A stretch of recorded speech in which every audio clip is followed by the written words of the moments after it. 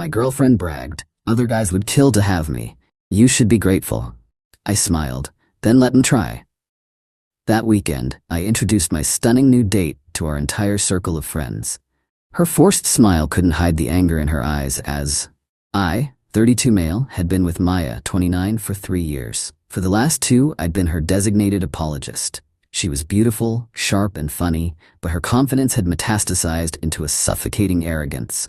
My role in the relationship was simply to be grateful. The end came on a random Thursday. It wasn't a fight. It was a statement. She was admiring her reflection in the mirror as we were about to leave for dinner. "You know," she said, her tone casual, "you're so complacent, Mark. You're lucky to have me. Do you even realize that? Other guys would kill to have me. You should be grateful." For years, I'd absorbed comments like that, little digs, reminders of my subordinate status. But this time, hearing it stated so plainly, something inside me didn't break. It clarified. The constant, low-level anxiety I'd lived with was just gone. I met her gaze in the mirror and smiled. Not a happy smile. It was the smile of a man who'd just been given an exit key. "Then let them try," I said softly. Her own smile faltered. "What's that supposed to mean?" "It means you're right," I said, standing up. "We're done, Maya." The confusion on her face curdled into rage. "You're breaking up with me? Over that? Because you're insecure?" "No," I said, walking to the closet for a duffel bag. "I'm just not interested in being grateful anymore." The yelling started then. I was pathetic. I was throwing away the best thing in my life. I'd come crawling back. I didn't engage. I just packed. As I walked to the door, she fired her parting shot, her voice dripping with smug certainty. "Fine.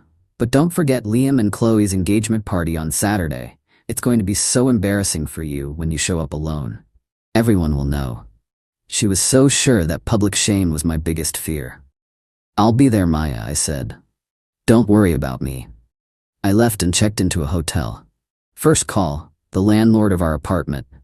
The lease was solely in my name. I told him my girlfriend was moving out and I'd be changing the locks on Monday. He was fine with it. Second, I thought about the party. She wanted to paint me as the pathetic ex, moping in a corner. She was already writing the script. I decided to rewrite it. I pulled out my phone and texted Isabella, a witty and talented graphic designer I'd met on a work project a few months back. There had been a spark. She'd mentioned she was single. It was a Hail Mary. Me, "Hey Isabella, Mark here." Incredibly last minute and random, so feel free to say no, but my plans for Saturday night just changed dramatically. "Any interest in being my +1 to an engagement party?" 10 minutes later, my phone buzzed. "Isabella, Mark, my Saturday just went from rewatching a show to intriguing. I'd love to go." I was concise with the situation. "Just got out of a long-term relationship. She'll be there. Might be awkward." Her reply was perfect. "A little awkward is my specialty. Consider me your social Kevlar. See you Saturday." I spent Friday blocking Maya's 10th voicemail and getting my head straight. On Saturday, I picked up Isabella. She looked effortlessly stunning in a simple navy dress. The drive to the party was easy, full of laughter. No mind games, no tension. It felt normal. As we walked to the front door, I took a deep breath. Maya thought she was setting a trap. She wasn't expecting me to show up happy. Update 1. The party was in full swing. We hadn't been there 5 minutes before I spotted her, holding court by the fire pit, telling some animated story to our mutual friends, Sarah and Ben. She hadn't seen us yet. She was in her element, crafting her victim narrative. Isabella leaned in close. "Target acquired at 9 o'clock, she murmured with a grin. "She's perfected the brave little soldier look." "You have no idea," I chuckled. "Let's get a drink." We deliberately took the long way around the yard, talking to the hosts Liam and Qley and a few other couples. Isabella was a natural, warm, funny, and engaging. People were instantly charmed. It wasn't long before I felt the familiar weight of Maya's stare. I glanced over. Her story had died on her lips. Her jaw was slack. Sarah and Ben were looking our way with matching expressions of shock. The pathetic ex wasn't behaving as scripted. She recovered in a heartbeat, her expression hardening into a brittle, forced smile. She whispered to Sarah and started walking toward us. A predator's saunter. "Showtime," Isabella whispered, taking a sip of wine. "Mark," Maya said, her voice dripping with artificial sweetness. Her eyes scanned Isabella with a quick, dismissive flick. "And you brought a friend." Maya, I said, my tone level. This is Isabella. Isabella offered a warm, genuine smile. So nice to meet you, Maya. Maya's smile was all teeth. Isabella, I'm surprised, Mark. Moving on so quickly. It seems a little desperate. She said it just loud enough for the people nearby to hear. Public shaming. Her favorite sport.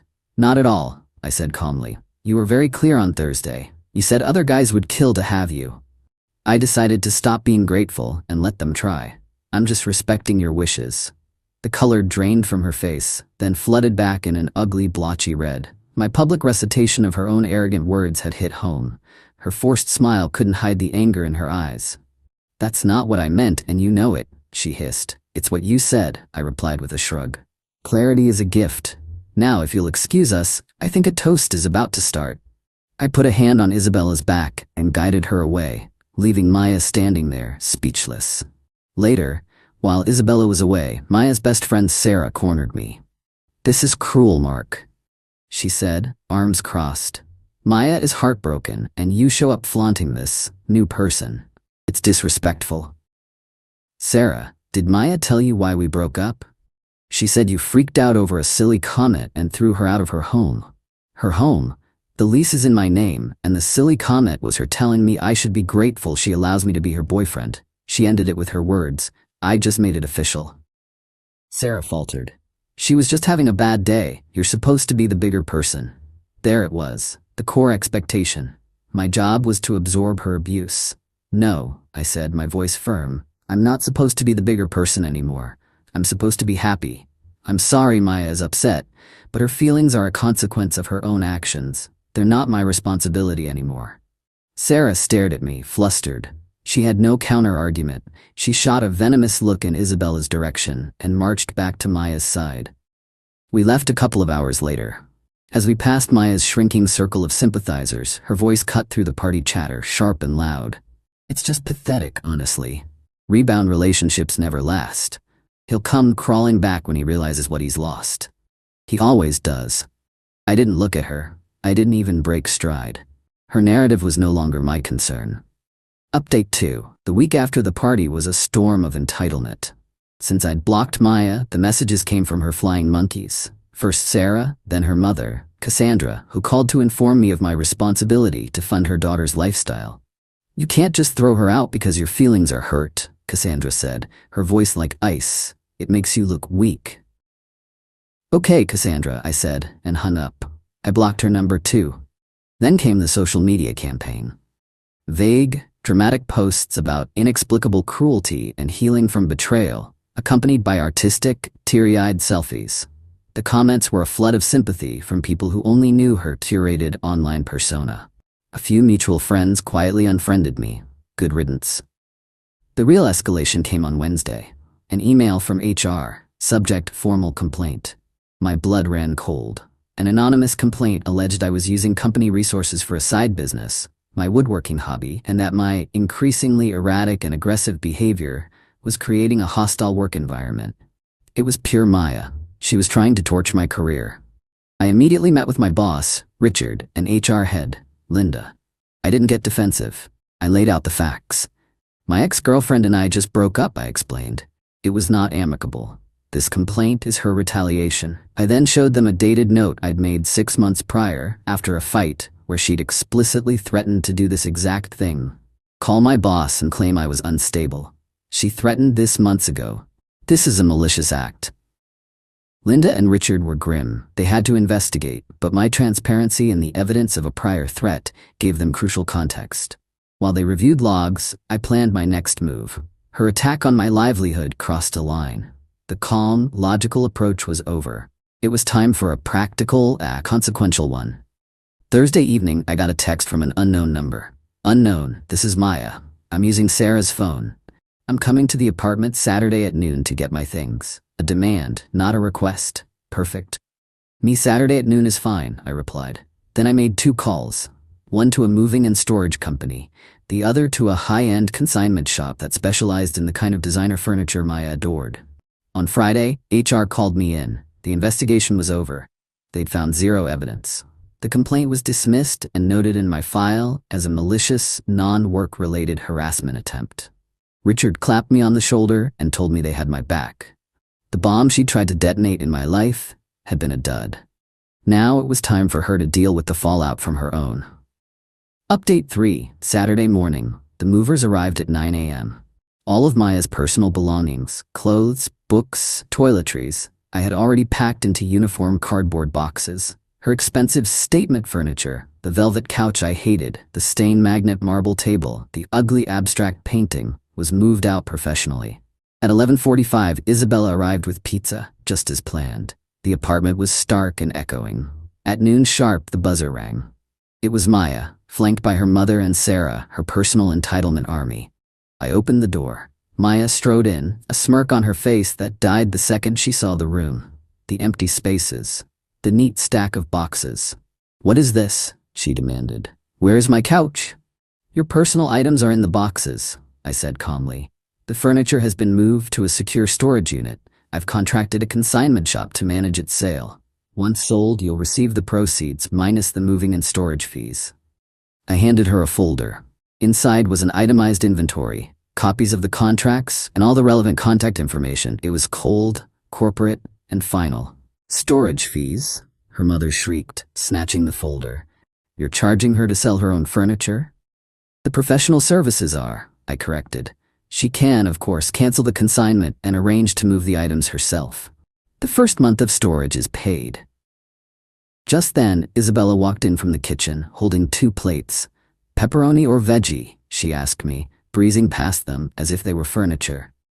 The sight of Isabella, so calm and at home in the apartment, sent Maya over the edge. "You!" she shrieked, pointing a finger at Isabella. "You snake! You turned him against me."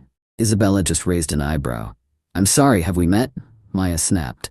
She lunged at the stack of boxes, grabbing one and hurling it to the floor. "I am not being erased," she screamed, kicking another. I stepped forward, my voice dropping. "That's enough. Get out."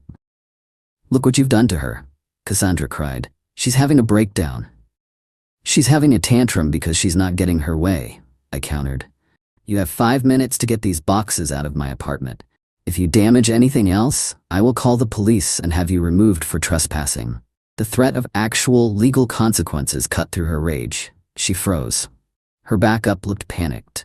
I held up my phone. 5 minutes, starting now. That broke the spell. They began grabbing boxes, bumping them into walls, dropping them with theatrical huffs. It was a chaotic, undignified scramble to load everything into Sarah's too small SUV. When they were done, Maya marched back to my door. "You haven't won," she snarled. "Everyone sees you for the petty monster you are, and that little tramp won't stick around." Her face then crumpled with confusion. "Why are you doing this? I loved you." "No," I said, the truth of it absolute.